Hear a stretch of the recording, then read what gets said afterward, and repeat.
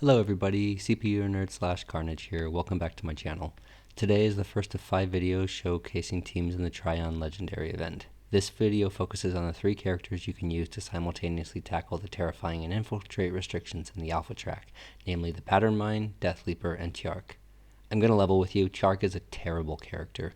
He's supposed to be good in this track because he's anti-psyker and you face the Thousand Suns, but in all my testing, it didn't matter if you had him equal level or stone 1, the results were always the same, so just leave him at stone 1 and move on with your lives. A quick reminder that if you find this content useful, entertaining, mildly enraging, etc., please consider subscribing and watching the full video, since that's what the YouTube heretic gods have deemed necessary. Also, consider using my refer a friend code in game as it really helps me out. Onwards!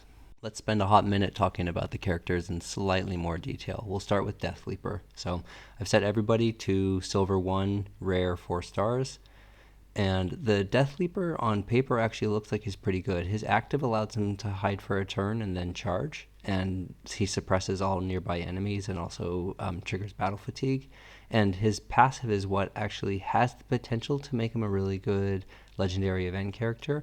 Whenever he charges, he deals damage, he heals for about 40% of his health, and if he doesn't kill the enemy, he suppresses it. So that's actually pretty good. On paper anyways. Now let's talk about the Patermine real quick. So the Patermine's active is also theoretically pretty good for, and his entire kit is pretty good for legendary events. He deals psychic damage with his active. When he defeats an enemy, he places a decoy, and when he uses his active, he will summon Pure Strain Gene Stealer Cults onto all adjacent hexes that have a decoy on it. So if you play your cards right, you could potentially get out 6 Pure Strain Gene Stealers. And that's important because if we all remember from fighting against them, they have the ambush trait, so they will come back once they've been killed.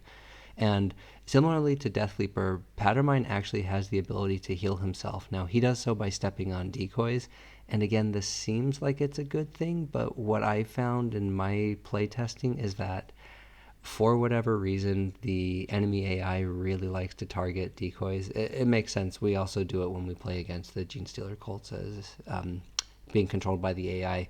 We step on decoys to make sure that they can't revive because they're just super, super annoying. Okay, and I already mentioned it, but let's just quickly talk about Tjark. Don't use him. I have him set to stone 1 with 26 abilities. It could be stone 1 with level 1 abilities. It really doesn't matter. Leave him at home and move on.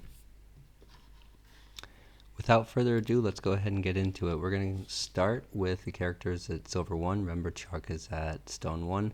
And there's not really going to be much strategy here. I think that the important thing to do when you are going through these battles is to keep Deathleaper and Patermine preferably adjacent and in a somewhat open area, because what you want to be able to do is have Deathleaper constantly charging to regenerate health. The Patermine is going to get worn down, but this is only Alpha 2, and so with Silver 1 characters, you would expect to be able to survive this, and it's actually not that hard of a fight. So there you go. Alpha 2 done. Let's go ahead and give Alpha 3 a try. The thing that I'm concerned about in any of these fights where we're going to start hitting the wall is just that there's so many enemies in this track, because a lot of them are demons, and if you bring other characters that can hit multiple enemies with a single attack, demons fall really easily because they have no armor. And the problem that you're going to run into here is that as soon as the Patermine falls, Deathleaper is next, because he'll get surrounded and he won't be able to charge. He can use his active for 1 turn to regenerate a little bit of health, but he'll just get picked off. So as you can see, a silver 1 Patermine and silver 1 Deathleaper died after Alpha 2. So not exactly the best, but given that silver is a pretty minimal investment and you might want them for Guild Wars, if that's your thing, it's not necessarily the worst thing. So now what we're doing is bumping them up to gold 1, trying again. We'll bump them up to gold 1, epic 9 equipment, level 35 abilities. Remember, Tjark is still stone 1, so because screw him. And 2 is pretty easy. Let's see if we can survive 3. Again, the strategy is always going to be the same. If you're lucky, you can pump out 2 Pure Strain Gene Stealers. I tried so many times to get more than 2. It never worked. Usually I could get one. If I got very lucky, sometimes I could get two. I didn't really bother showing in Battle 3 how to get two out because it wasn't reliable, and the other thing is that you actually don't really need it. They're at Gold 1 characters, you can see the Patermine is getting whittled away and he eventually dies, but the enemies are still not quite strong enough, and so Deathleaper is able to continue regenerating health and charging.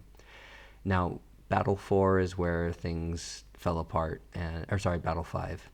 This is somewhat sad because we're talking about Gold 1 characters here, but at the same time, I think that they're, like, I could really see these two being good LRE, or Legendary Event characters. Not Tjark, again, screw Tjark, but I think that they just need to be surrounded by other characters that can help them out. So, if you can keep the Deathleaper charging and you don't have range 3 enemies like Grot tanks that are just going to completely wear the Deathleaper down, you're probably going to be okay. But, with here the Patermine gets worn down, and now Deathleaper gets worn down, and you're done. So you just spent probably, 16 days leveling up Patermine and Deathleaper to try to get some points in this track, and you managed to get through Battle 4. You probably are better off with a different strategy. There you have it. For the several people who asked for this combination, the Patermine and Deathleaper at Gold 1 can get you through Alpha 4. Stay tuned for tomorrow when I'll put out the next video in the series. Thanks everybody, have a good night.